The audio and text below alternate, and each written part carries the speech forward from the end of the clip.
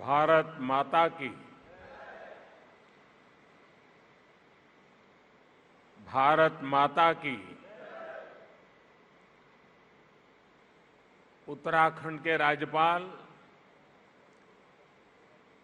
Lieutenant general सेवानिवृत्त गुरमीत सिंह जी, युवा, ऊर्जावान और उत्साही मुख्यमंत्री मेरे मित्र श्री पुष्कर सिंह धामी जी, केंद्रीय मंत्रिमंडल के मेरे सहयोगी श्री मनसुख मांडविया जी, श्री अजय भट्ट जी, उत्तराखंड विधानसभा के स्पीकर श्री प्रेमचंद अग्रवाल जी, उत्तराखंड सरकार में मंत्री और आज उनका जन्मदिन भी है डॉक्टर धन सिंह रावत जी, उनको जन्मदिन की बहुत बहुत बधाई। देश के अनेक स्थानों से जुड़े राज्यों के मुख्यमंत्रीगण, लेफ्टिनेंट गवर्नर्स, राज्यों के अन्य मंत्रीगण, सांसद और विधायकगण और मेरे प्यारे भाइयों और बहनों, ये देवभूमि ऋषियों की तपोस्थली रही है। योग नगरी के रूप में ये विश्व के लोगों को आकर्षित करती रही है। मां गंगा के समीप हम सभी को उनका आशीर्वाद मिल रहा है। आज से नवरात्र का पावन पर्व भी शुरू हो रहा है। आज प्रथम दिन मां शैलपुत्री की पूजा होती है। मां शैलपुत्री हिमालय पुत्री है और आज के दिन मेरा यहां होना, यहां आकर इस मिट्टी को प्रणाम करना, हिमालय की इस पवित्र धरती को प्रणाम करना, इससे बड़ा जीवन में कौन सा धन्य भाव हो सकता है। और मैं आज जब उत्तराखंड आया हूं तो एक विशेष रूप से भी बधाई देना चाहता हूं, क्योंकि इस बार टोक्यो ओलंपिक में ये देवभूमि ने भी अपना झंडा गाड़ दिया है और इसलिए आप सब अभिनंदन के अधिकारी हैं। उत्तराखंड की दिव्य धरा ने मुझ जैसे अनेक लोगों के जीवन की धारा को बदलने में बड़ी भूमिका निभाई है। यह भूमि इसलिए मेरे लिए महत्वपूर्ण है, इस भूमि से मेरा नाता मर्म का भी है, कर्म का भी है, सत्व का भी है, तत्व का भी है। साथियों, जैसा अभी मुख्यमंत्री जी ने याद दिलाया, आज के ही दिन 20 साल पहले मुझे जनता की सेवा का एक नया दायित्व मिला था। लोगों के बीच रहकर लोगों की सेवा करने की मेरी यात्रा तो कई दशक पहले से चल रही थी, लेकिन आज से 20 वर्ष पूर्व गुजरात के मुख्यमंत्री के रूप में मुझे नई जिम्मेदारी मिली थी। वैसे ये भी एक संयोग है कि उत्तराखंड का गठन साल 2000 में हुआ और मेरी यात्रा इसके कुछ ही महीनों बाद साल 2001 में शुरू हुई। साथियों, सरकार के मुखिया के तौर पर पहले मुख्यमंत्री और फिर देश के लोगों के आशीर्वाद से देश के प्रधानमंत्री पद पर पहुंचना, इसकी कल्पना मैंने कभी नहीं की थी। 20 वर्ष की ये अखंड यात्रा आज अपने 21वें वर्ष में प्रवेश कर रही है और ऐसे महत्वपूर्ण वर्ष में जिस धरती ने मुझे निरंतर अपना स्नेह दिया है, अपनत्व दिया है, वहां आना मैं अपना बहुत बड़ा सौभाग्य समझता हूं। हिमालय की ये तपोभूमि जो तप और त्याग का मार्ग दिखाती है, उस भूमि पर आकर कोटि कोटि देशवासियों की सेवा का मेरा संकल्प और दृढ़ हुआ है और मजबूत हुआ है। यहां आकर एक नई ऊर्जा मुझे मिलती है। भाइयों और बहनों, योग और आयुर्वेद की शक्ति से जिस क्षेत्र ने जीवन को आरोग्य बनाने का समाधान दिया है, वहीं से आज देश भर में अनेक नए ऑक्सीजन प्लांट्स का लोकार्पण हुआ है। ये देश के अलग अलग राज्यों में ऑक्सीजन प्लांट्स की नई सुविधा के लिए मैं आप सभी को, देशवासियों को बहुत बहुत बधाई देता हूं। साथियों, 100 साल के इस सबसे बड़े संकट का सामना हम भारतीय जिस बहादुरी से कर रहे हैं, ये दुनिया बहुत बारीकी से देख रही है। कोरोना से लड़ाई के लिए इतने कम समय में भारत ने जो सुविधाएं तैयार की, वो हमारे देश के सामर्थ्य को दिखाता है। सिर्फ एक टेस्टिंग लैब से करीब 3000 टेस्टिंग लैब का नेटवर्क बनना, मास्क और किट्स के आयात के प्रारंभ, हमारी जिंदगी आज निर्यातक बनने का सफर तेजी से पार कर रही है। देश के दूर दराज वाले इलाकों में भी नए वेंटिलेटर्स की सुविधाएं, made in India corona vaccine का तेजी से और बड़ी मात्रा में निर्माण, दुनिया का सबसे बड़ा और सबसे तेज टीकाकरण अभियान भारत ने जो कर दिखाया, वो हमारी संकल्प शक्ति, हमारे सेवा भाव, हमारी एकजुटता का प्रतीक है। भाइयों और बहनों, भारत की कोरोना से लड़ाई के लिए एक बड़ी चुनौती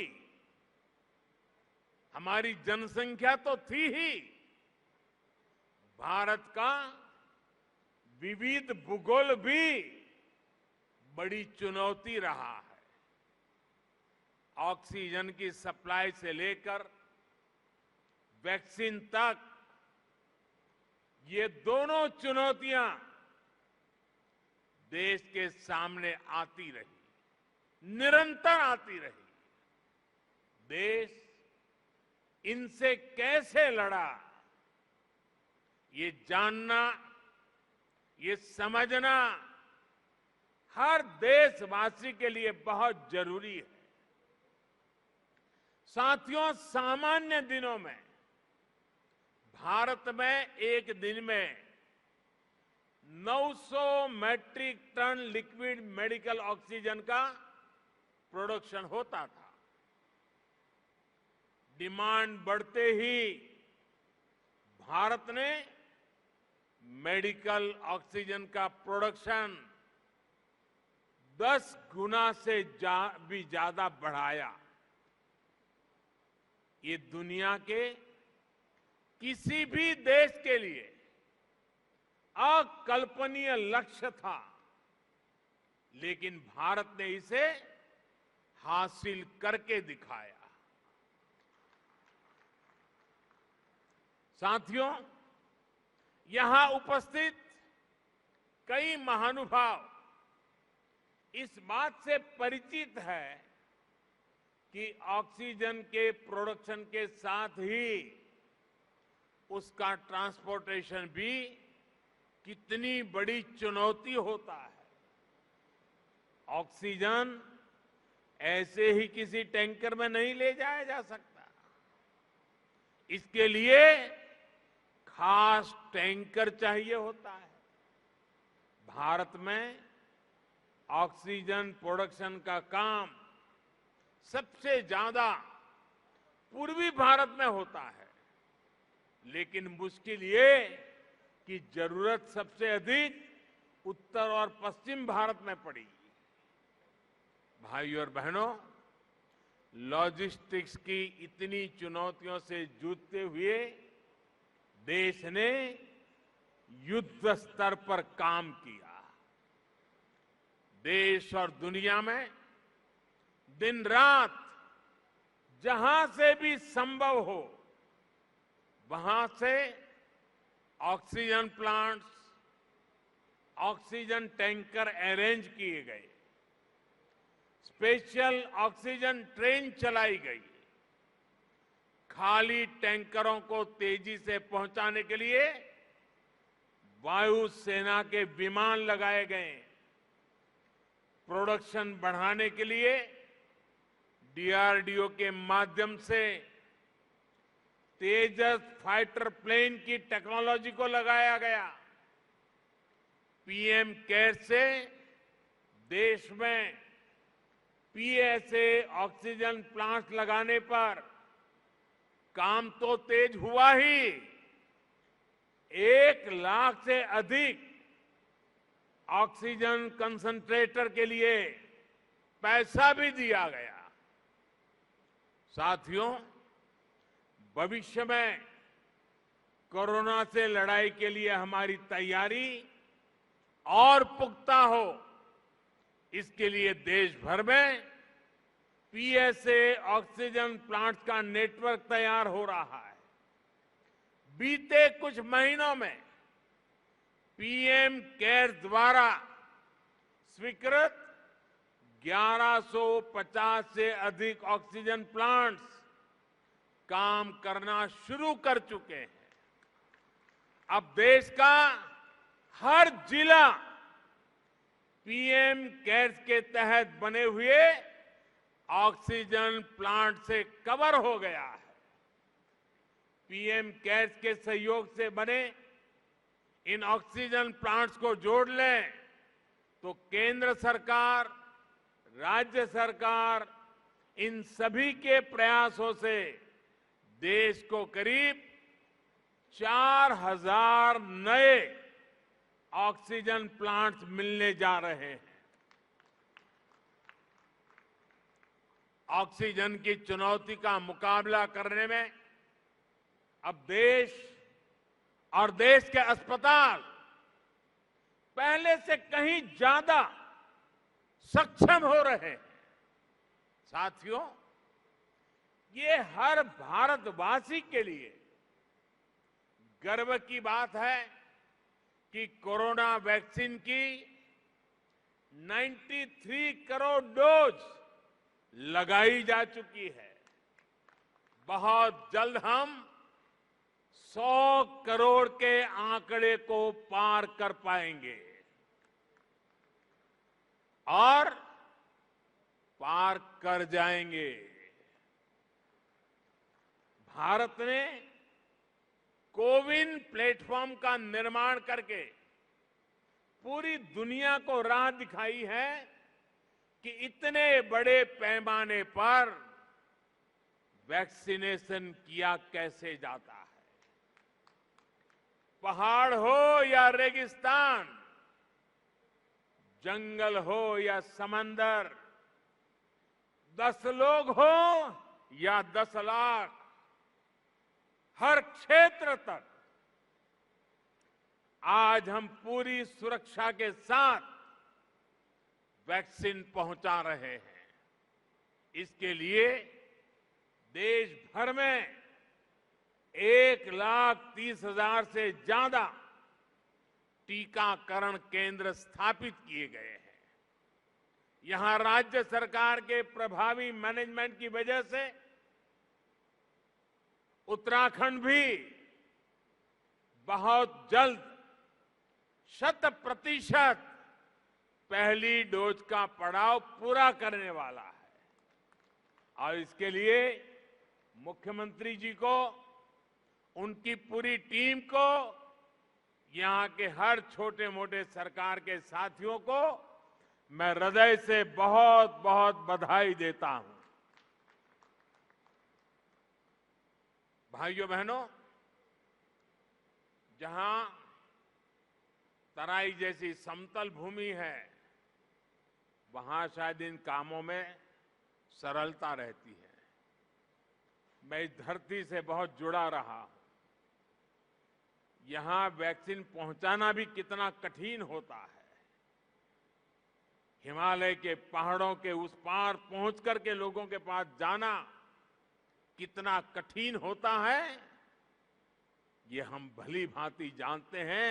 उसके बावजूद भी इतनी बड़ी सिद्धि प्राप्त करना वाकई आप सब अभिनंदन के अधिकारी हैं। भाइयों और बहनों, 21वीं सदी का भारत जनता की अपेक्षाओं, जनता की आवश्यकताओं का पूर्ण समाधान करते हुए ही आगे बढ़ेगा। आज सरकार इस बात का इंतजार नहीं करती कि नागरिक उसके पास अपनी समस्याएं लेकर आएगा तब कोई कदम उठाएंगे। सरकारी माइंडसेट और सिस्टम से इस भ्रांति को हम बाहर निकाल रहे हैं। अब सरकार नागरिक के पास जाती है।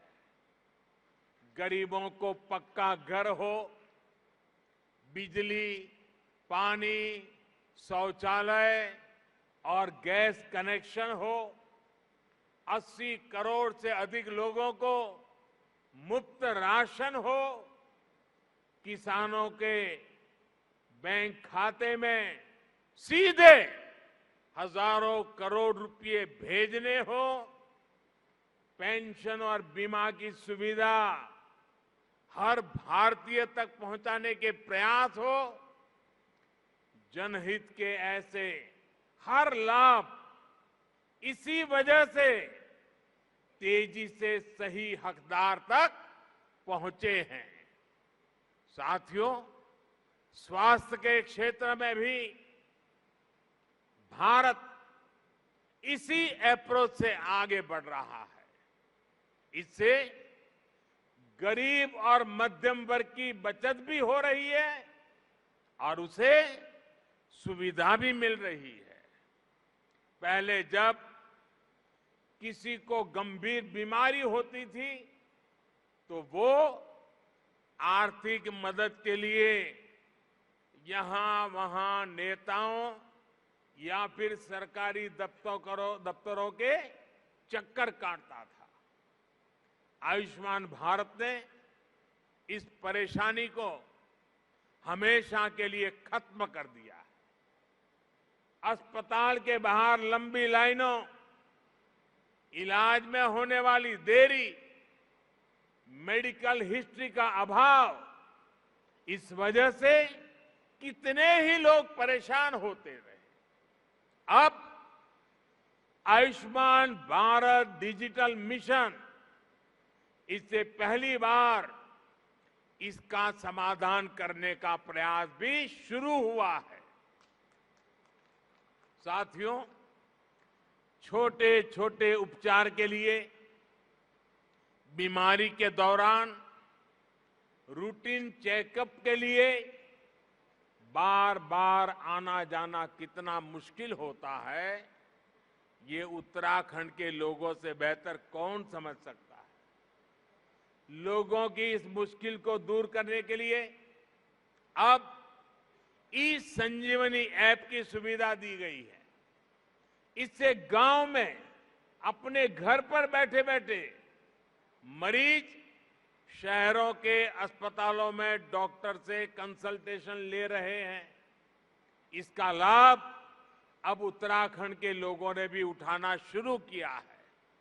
भाई और बहनों, स्वास्थ्य सुविधाएं सभी तक पहुंचाने के लिए लास्ट माइल डिलीवरी से जुड़ा एक सशक्त हेल्थ इंफ्रास्ट्रक्चर भी बहुत जरूरी होता है। 6-7 पहले तक सिर्फ कुछ राज्यों तक ही एम्स की सुविधा थी। आज हर राज्य तक एम्स पहुंचाने के लिए काम हो रहा है। 6 एम्स से आगे बढ़कर 22 एम्स का सशक्त नेटवर्क बनाने की तरफ हम तेजी से आगे बढ़ रहे हैं। सरकार का ये भी लक्ष्य है कि देश के हर जिले में कम से कम एक मेडिकल कॉलेज जरूर हो। इसके लिए बीते 7 वर्षों में देश में 170 नए मेडिकल कॉलेज शुरू किए गए हैं। दर्जनों नए मेडिकल कॉलेज का काम जारी है। यहां मेरे उत्तराखंड में भी रुद्रपुर, हरिद्वार और पिथौरागढ़ में नए मेडिकल कॉलेजों की मंजूरी दी गई है। साथियों, उत्तराखंड के निर्माण का सपना अटल जी ने पूरा किया था। अटल जी मानते थे कनेक्टिविटी का सीधा कनेक्शन विकास से है। उन्हीं की प्रेरणा से आज देश में कनेक्टिविटी के इंफ्रास्ट्रक्चर के लिए अभूतपूर्व स्पीड और स्केल पर काम हो रहा है। मुझे संतोष है कि उत्तराखंड की सरकार इस दिशा में गंभीरता से काम कर रही है। बाबा केदार के आशीर्वाद से केदार धाम की भव्यता को और बढ़ाया जा रहा है। वहां श्रद्धालुओं के लिए नई सुविधाएं विकसित की जा रही है। मैं भी कई बार ड्रोन कैमरा के माध्यम से इन कार्यों की प्रगति की समीक्षा करता रहता हूं। 4 धाम को जोड़ने वाली ऑल वेदर रोड पर काम तेजी से चल रहा है।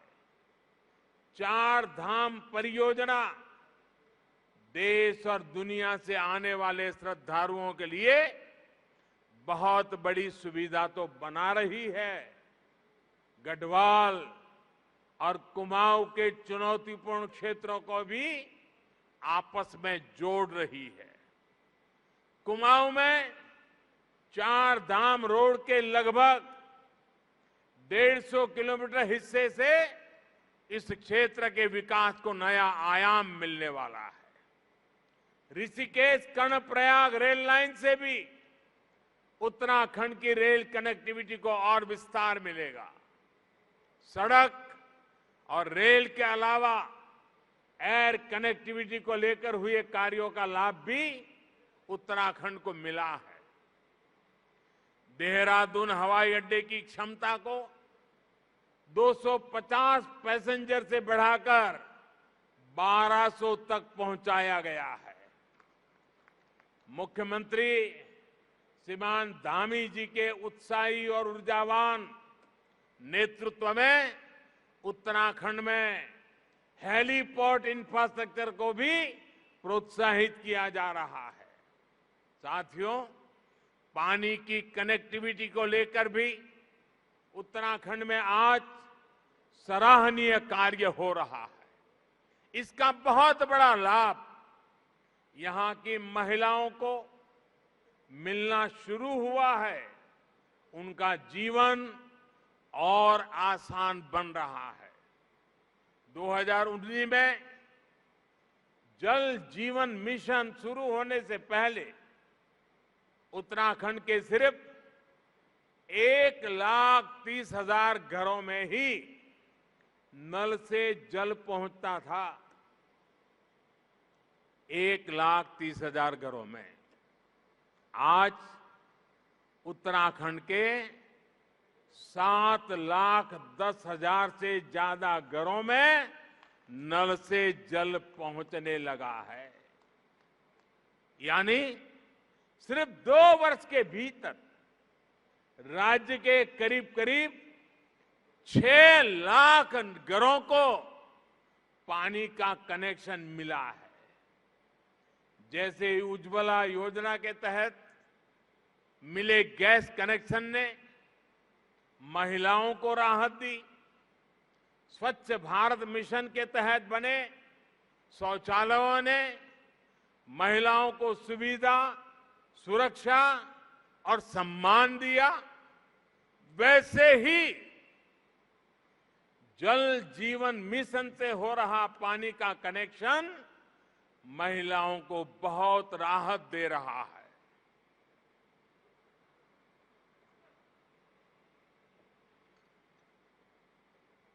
साथियों, उत्तराखंड की देश की सुरक्षा में बहुत बड़ी भूमिका है। यहां का वीर नौजवान, वीर बेटियां भारतीय सुरक्षा बलों की आन बान और शान है। हमारी सरकार हर फौजी, हर पूर्व फौजी के हितों को लेकर भी पूरी गंभीरता से काम कर रही है।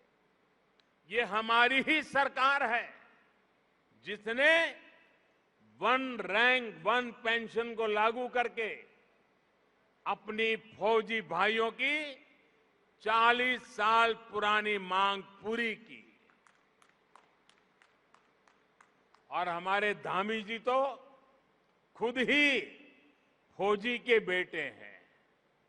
वो बता भी रहे थे कि 1 रैंक 1 पेंशन, इस फैसले ने फौजियों को कितनी बड़ी मदद की है। साथियों, ये हमारी ही सरकार है जिसने दिल्ली में नेशनल वॉर मेमोरियल बनाकर देश के वीर जवानों को श्रद्धांजलि अर्पित की है। ये हमारी ही सरकार है जिसने बैटल कैजुअलिटी वेलफेयर फंड का लाभ आर्मी के साथ साथ नौसेना और वायुसेना के शहीदों को भी सुनिश्चित किया है। ये हमारी ही सरकार है जिसने जेसीओ और अन्य रैंक की पदोन्नति को लेकर पिछले 4 दशकों से चला आ रहा मामला सुलझा दिया है। पूर्व सैनिकों को पेंशन से जुड़ी दिक्कतें ना आए, इसके लिए भी हम डिजिटल टेक्नोलॉजी का इस्तेमाल बढ़ा रहे हैं। साथियों, जब फौज के वीर जाबाजों के पास आधुनिक हथियार होते हैं, अपनी रक्षा के लिए आधुनिक उपकरण होते हैं तो वो उतनी ही आसानी से दुश्मन से मुकाबला कर पाते हैं।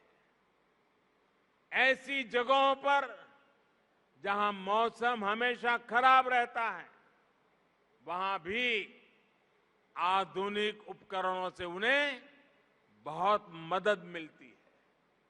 हमारी सरकार ने रक्षा क्षेत्र में जो आत्मनिर्भरता का अभियान चलाया है, वो भी बहुत बड़ी मदद हमारे फौजी साथियों की करने वाला है। और निश्चित तौर पर सरकार के इन सभी प्रयासों का लाभ उत्तराखंड को होगा, यहां के लोगों को भी होगा। भाइयों और बहनों, हम दशकों की उपेक्षा से देवभूमि को निकालने का बहुत ईमानदारी से, पूरी गंभीरता से प्रयास कर रहे हैं। बेहतर इंफ्रास्ट्रक्चर बनने के बाद वीरान पड़े गांव फिर से आबाद होने लगे हैं। कोरोना काल में मेरी यहां के अनेक युवाओं से, किसानों से कई बार बातचीत हुई है। जब वो बताते हैं कि उनके घर सड़क पहुंच चुकी है, अब उन्होंने होम स्टे खोल दिया है, तो मन को बहुत संतुष्टि मिलती है। नए इंफ्रास्ट्रक्चर से कृषि, पर्यटन, तीर्थाटन और उद्योगों के लिए, युवाओं के लिए अनेक नए अवसर खुलने वाले हैं। साथियों, यहां उत्तराखंड में युवा ऊर्जा से भरपूर उत्साही टीम है। अगले कुछ वर्ष में उत्तराखंड अपने गठन के 25 वर्ष में प्रवेश करेगा। उत्तराखंड को बहुत निकट भविष्य में 25 वर्ष होने वाले हैं। तब उत्तराखंड जिस ऊंचाई पर होगा, ये तय करने, उसके लिए जुट जाने का यही समय है, सही समय है। केंद्र में जो सरकार है, वो उत्तराखंड की इस नई टीम को पूरी मदद दे रही है। केंद्र और राज्य सरकार के साझा प्रयास यहां के लोगों के सपनों को पूरा करने का बहुत बड़ा आधार है। विकास का यही डबल इंजन उत्तराखंड को नई बुलंदी देने वाला है। बाबा केदार की कृपा से हम हर संकल्प को सिद्ध करें, इसी कामना के साथ आप सभी को बहुत बहुत शुभकामनाएं। धन्यवाद।